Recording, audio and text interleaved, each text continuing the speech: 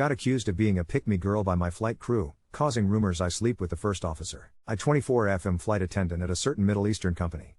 I got visa to China because there we have the best flights, long flight, long layover, the best passengers.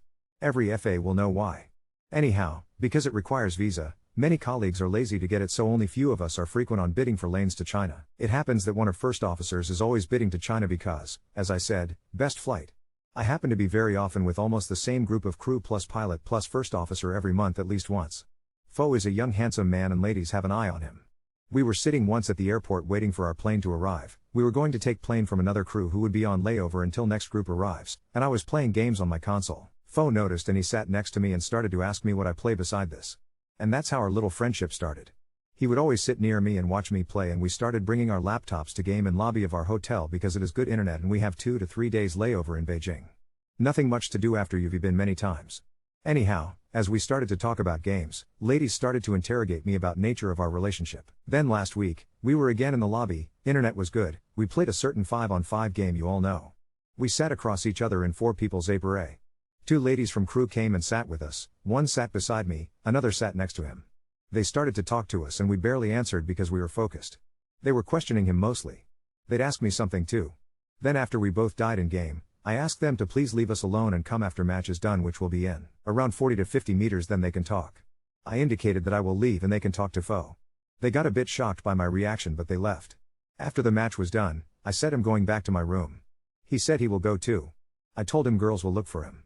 He said, and I quote, "Yeah, I better go ASAP," and we both left to our respective rooms. The next day, all the girls gave me cold shoulder. They were talking passive-aggressively to me, and when we were in the lobby kind of area after breaking our fast, someone brought sweets and fruits. I took a sour apple and some other sour fruits. I get pimples from sweets. Fo told me that it's a weird choice for dessert, and that's when one of the ladies said in front of the whole crew in very sarcastic tone, "Yeah, that's because she's so special, so different.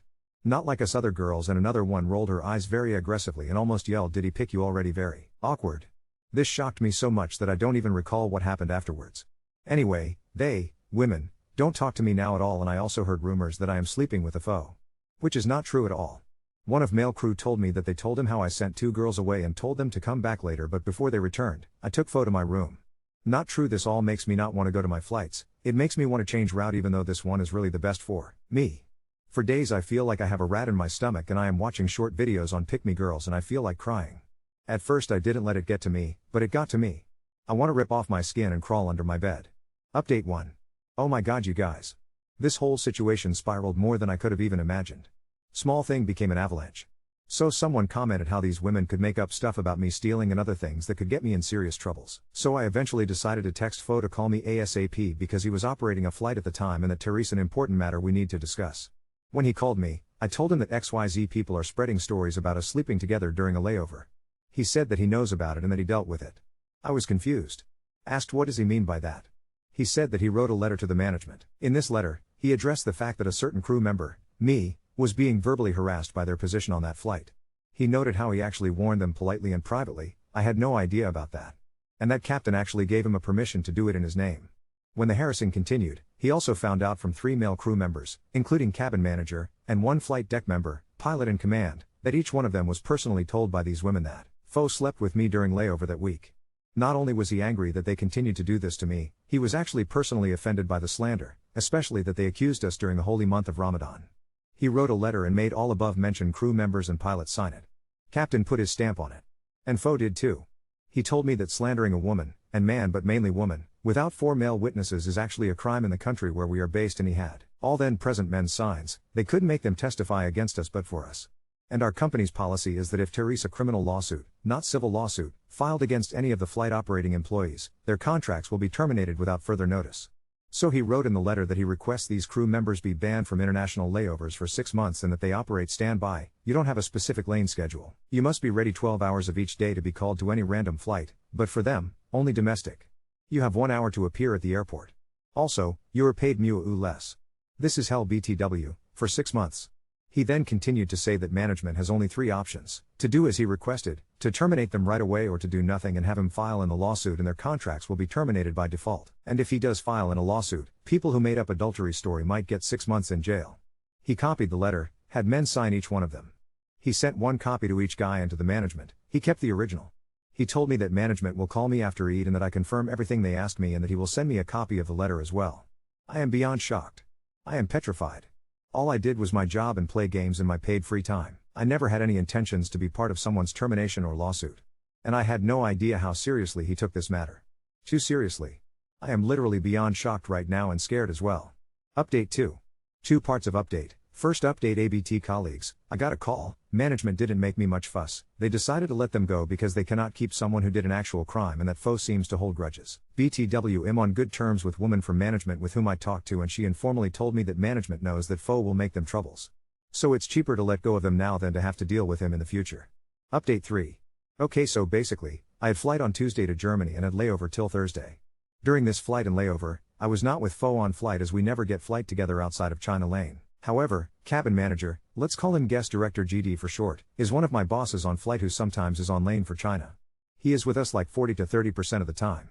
Anyway, when this entire situation happened, pretty much entire group that goes to China frequently found out ABT what happened, and it was clarified that foe and I are not together.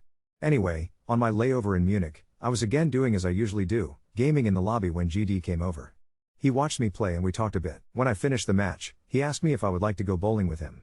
We were always distant friendly on flights. He would sometimes be with us in lobby, but we never spent one-to-one time.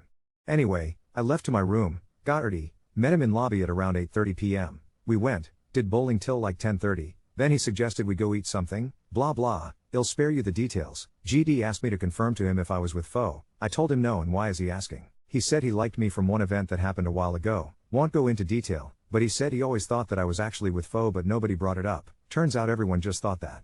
I was a bit stunned for a moment. I told him that I am flattered.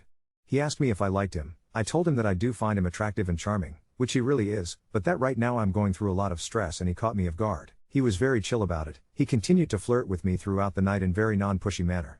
Very light, almost playful flirts. We saw each other again on Friday. Friday night comes, I'm at home, I did some gaming, foe was online with 3 other PPL, I entered the call, we did little gaming, didn't talk much. He was very reserved, answered shortly. I later called him privately to ask what's up. He says he's busy right now. I asked him to call me back when he's done. He did not. Sunday, we have China Lane.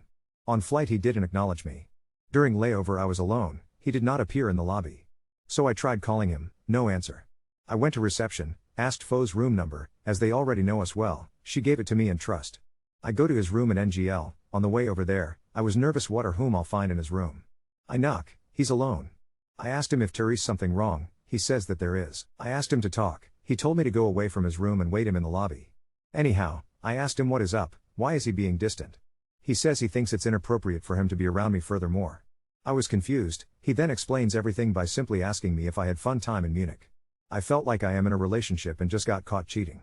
I ask him what does that have to do with anything and who told him about it? He tells me that it has everything to do with it, and that unlike he says word in his language which is basically an insult to a man, like calling another man, not man GD, he does not run after a woman who is with another guy. Turns out he knew about Munich, he knew about our date in base and he was bitter about it, plus it appears that GD and foe have some beef from before. I asked him if he viewed me more than just a friend, he gave me a look you stupid or something? And asked me if I was kidding. I told him I genuinely had no idea. He then brought up bunch of stuff he did for me that, when he says it, does make it obvious, but when you're being me, it wasn't obvious. I asked why he never told me. He said he made such obvious moves around me and I never reciprocated, not even a bit, and when I went with GD with no hesitation, no thought how it might look to him, he figured I had no interest in him and wanted the other guy, so he simply left me alone. I told him that I was not with the GD, he told me that had it been just random one time on layover going out, okay, but I went again when I reached base, I obviously was into him. I just stared at him, I mumbled that I am not with him and that nothing had happened, and he got annoyed. He snatched my phone from the table, unlocked as he knew the password, opened first active social media app and found GD's chat right at the top. He turned the phone, showed me and said last text 40 minutes ago, that's all I need to know. I won't be anyone's afterthought. I was shocked to say the least, still am. This guy does not look like someone who would go for me at all. I stupidly asked him if that's it, he said that's it. I was dumbfounded and I don't know why, I just stood up, took my phone like an idiot and walked away. I am still processing the whole situation, don't know what to think, feel or do. After this conversation, I just feel like I got punched in the guts. Just few days ago I was not even considering that we were a possibility. I am still here.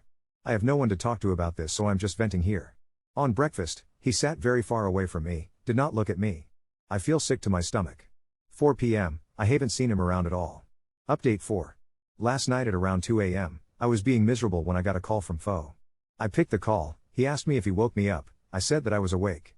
He asked if I ate anything. I said no. He then asked if it's okay that he comes to my room. I said yeah. Second later he's knocking on my door with takeout. I let him inside. It was awkward at first. He said he couldn't sleep nor eat, thought I might be having the same issue, so he brought us takeout. And added that he wanted to clear things out. And we did. He apologized for his behavior, for snatching my phone, and said how besides it being a douche move, he shouldn't have acted on his anger, especially given the fact that he's a pilot. He must act better when angry. He asked me if I had feelings for GD. I said that I didn't. He asked me why am I still texting him. I told him there was no specific reason, I just needed a distraction because these few months and days were too much for me, and we don't talk much anyway. I didn't see my family in half a year, was alone on Eid, he was just there, available. That's it. He asked if we kissed or anything. I said the truth. We didn't. Anyhow, he then explained to me that he fell for me a while ago, nearly 2 years ago, when he still had a lot to go to become the captain. He told me how he questioned me here and there to see my views on world. He said how I told him a few times just randomly that I've never been in a relationship. I do not want a long relationship, and if I do find a man that is good for me, I want it to end in marriage, as much as possible in accordance to our religion. He then continued to say how regardless of his last name and his family's wealth, he actually is paying his own debt for all the schooling abroad, and the debt was big. His father did not support his aviation dreams. Sees pilots to be little more than truck drivers. At the time, nearly 2 years ago, he had so much yet to pay and he was so far from becoming the captain. He said that now that he is just few more lanes from 4 stripes, he was actually going to ask me to go official for just a few months for him to pay his debt so that he can completely focus on us. He never bothered to do it directly because I didn't go out with any guy, didn't communicate with any other guy more than he was comfortable seeing. He kinda took me for granted, security that cannot go away. And now that he is so close to getting a promotion, he heard I went out with another dude, and to pour vinegar on wound, that guy happens to be a dude he mortally hates. That's why he reacted the way he did and felt like all of our bonding over the past nearly 2 years went to drain for GD out of all people. I apologized to him for this entire situation and told him that I thought I'm hardcore cemented in friend zone given that he was around me for such a long time but never made an official move. I thought he behaved just how men naturally behave around women. He said he is not upset with me anymore and said how we already know each other so well and asked if I consider him to be a suitable man for myself. I said that I do. He asked me if I would end my private contact with the GD. I said that I would. He asked me if I would sign engagement contract to be legally his fiancé within few days so that our official relationship will be engagement and actually ends in marriage, as soon as he pays his loans. I said that I would. He told me what mahr he can pay at once or if I want another amount he could pay within some time. I said that I accept whatever he can do and won't burden him. He ended with saying, "Is this clear enough for you, madam? Are we official?" I laughed and said that now it is and yes we are. And I took my phone, called the GD in front of him. He was like, "WTF you doing?" I turned on the speaker, showed him sign to be silent.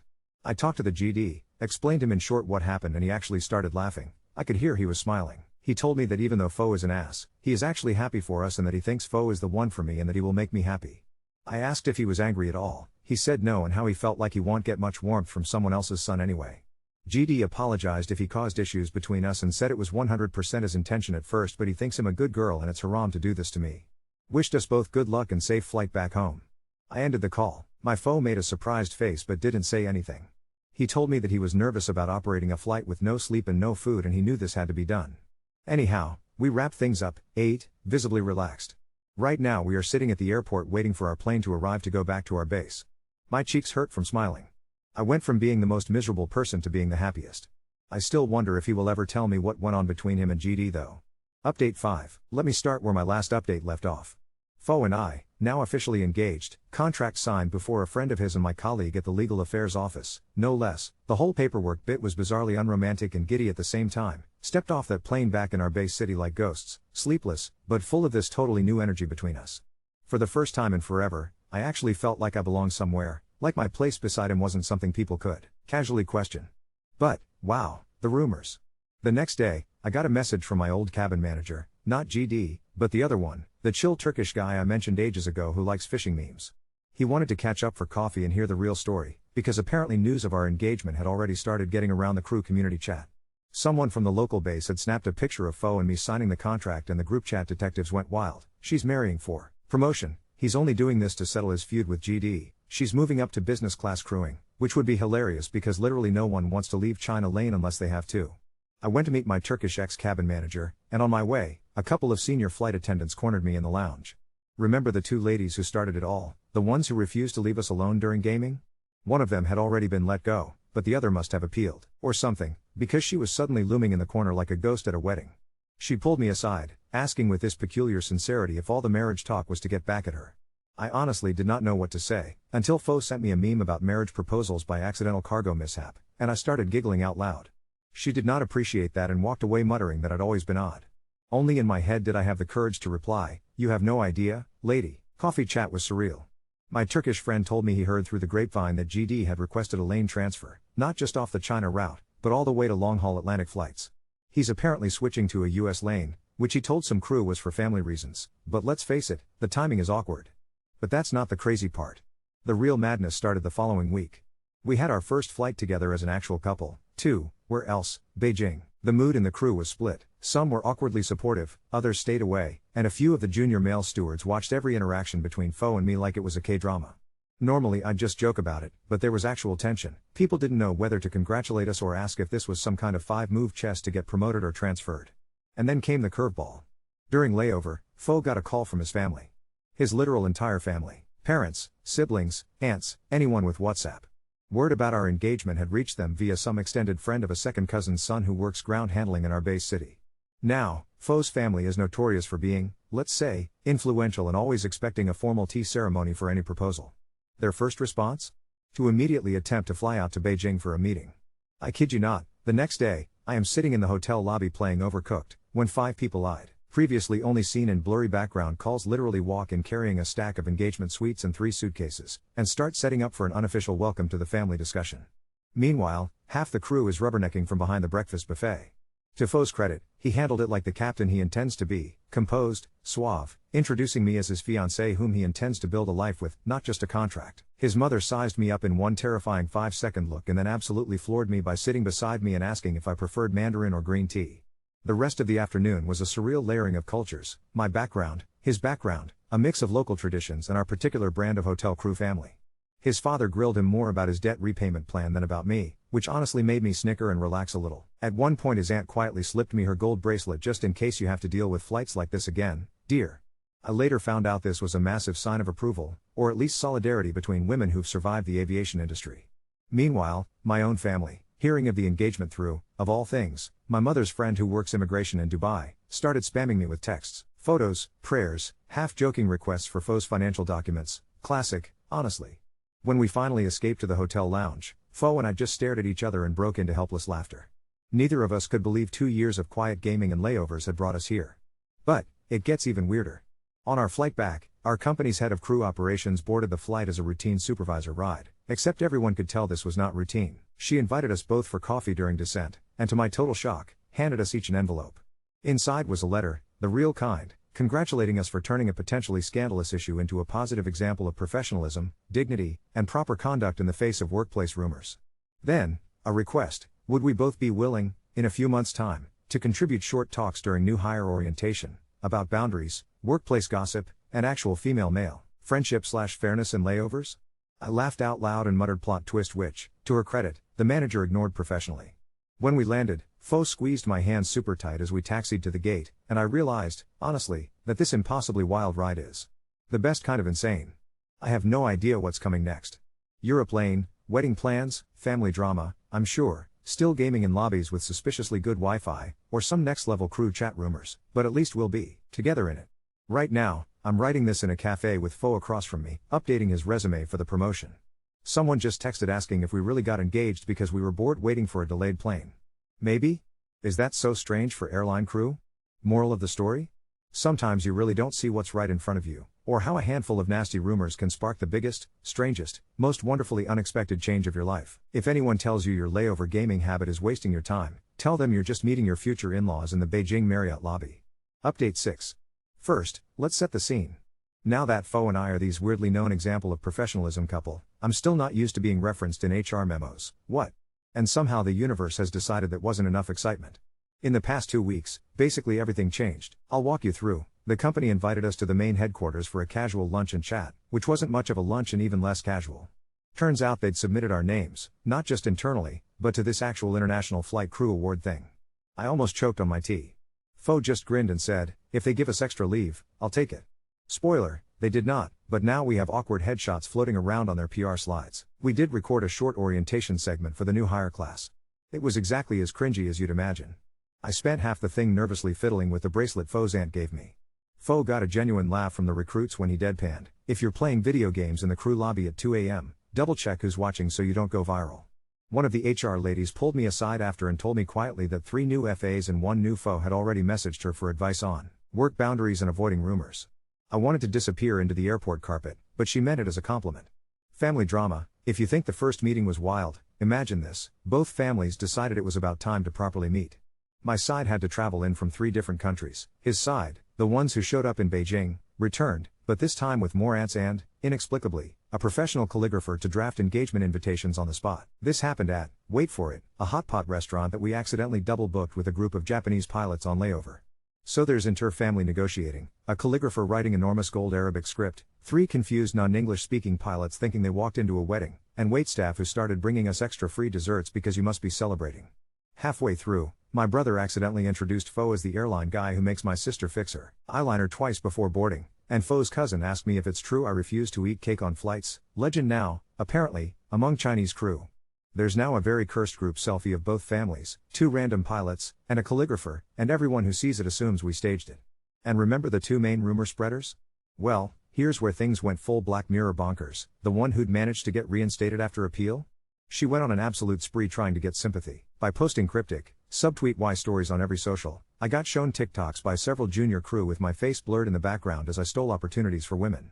Normally, I'd just brush it off, but someone, the eternal grapevine, sent me a link to a private Facebook group for ex-crew support. She'd posted this elaborate confession there, painting herself as whistleblower who dared question a golden boy and was punished for speaking truth. I considered responding, but Fo just looked at me, sighed and said, "It's more fun to let people think we have super secret influence." Adds to the legend. He was right. In a weird way, the silence just made the wind leave her sails, and apparently last week she quit the travel industry for crypto, and is now trying to become an aviation lifestyle influencer. Fo says we should keep an eye out for motivational montages from her with captions about rising from corporate oppression. Honestly, I can't even be mad. You do you, girl. Meanwhile, back at work, one truly wild thing happened, and if you're an FA or pilot reading this, please don't die laughing. Last week, 2 of the new hire pilots who'd attended our orientation approached Fo and me after a company mixer and asked us for advice on handling complicated feelings for co-crew. Their words: "I was trying desperately to sip a mocktail and not choke. Turns out, there's already a new mini scandal. A junior Fo and senior FA who got stuck together for 2 fogged-in overnights in Shanghai, and now everyone is speculating which one will transfer first." Fo gave them the most dry pilot response: "Pick your battles. Your career matters more than a single layover. But if you're serious, get ready for all the crew ants to judge you." The 2 of them looked at each other and I swear, I physically felt a new rumor being born. Big plot twist though, after that, our manager called me, not Fo, just me, which was suspicious, and gently broached the topic of long-term ambitions. She hinted, with that classic HR doublespeak, that the company wants to fast-track more women into training and ground instructor roles, and that since I'm now visible and trusted, they invited me to consider moving to Beijing base permanently. Not for business class, for instructor, with a side project to develop modernized crew cohesion training. Like, a proper career move. I was shook, to put it mildly. My mom, when I told her, responded in peak drama mama fashion: "You see, all those years flying alone, something good finally comes. Now, when will I get some grandkids? We are not even married, Mom, please." I brought this up to Fo, kind of hesitant because, honestly, our lives are already so intertwined with travel and we barely get 2 consecutive days off together. He surprised me by immediately asking when we could go check out apartments in Beijing together, because, yes, you guessed it, he's putting his name forward for captain out of that base as soon as the next opening comes up. The idea that both of us, mid-20s, backgrounds from opposite sides of the world, forced together by a mess of bureaucracy, petty gossip, and land cables, might actually build a real life, real home, somewhere as weird and chaotic as Beijing, is still making my heart race. One last surreal detail: you know those crew who always mocked me for being different, who said Fo would never seriously propose? 3 of them messaged me last night, 1 to apologize, 1 to ask if I'd recommend her for a China lane, lol no, and 1, I kid you not, actually wanted to know if I could put in a word so she could meet a nice, single pilot. What can I say? Karma has a strange sense of humor. So right now, I'm sitting in a hotel lounge in Beijing, yes, lobby Wi-Fi still trash, reviewing instructor onboarding materials. Fo is next to me, prepping for a simulator check ride, and keeps glancing over like he can't quite believe it either. I feel like I'm finally, absolutely, unashamedly myself, weird quirks, game consoles and all, and with a partner who actually sees all that, and wants to build something real out of the wild mess of it. If anyone ever asks me again about career disadvantage for women in aviation, I will simply show them the group selfie with the calligrapher, the pilots, and my new family, and tell them, sometimes being the odd one out is exactly how you win. Extra plot twist, because of course my life can't be normal, Foe's little sister just messaged me for advice on how to impress her med school crush. Stay tuned, Reddit, I may have accidentally become the unofficial agony aunt for the next generation of our messy, beautiful crew family.